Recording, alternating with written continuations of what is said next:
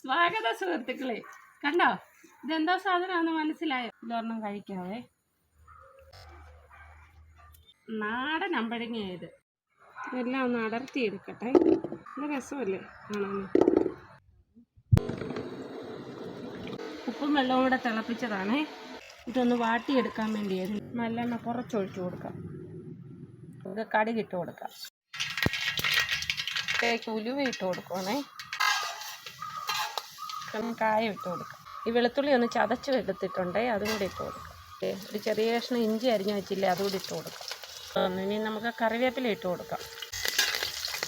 ഇനി കുറച്ച് കാന്താരി കണ്ടോ, പിന്നെ അല്പം മഞ്ഞൾ പൊടി. ഗ്യാസ് അങ്ങ് ഓഫ് ചെയ്യുവാണേ.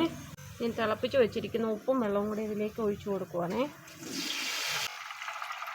അപ്പോൾ ഇനി നമുക്കിതിങ്ങനെ കോരി ഈ ഉപ്പ് വെള്ളത്തിലേക്ക് ഇട്ട് കൊടുക്കാവേ.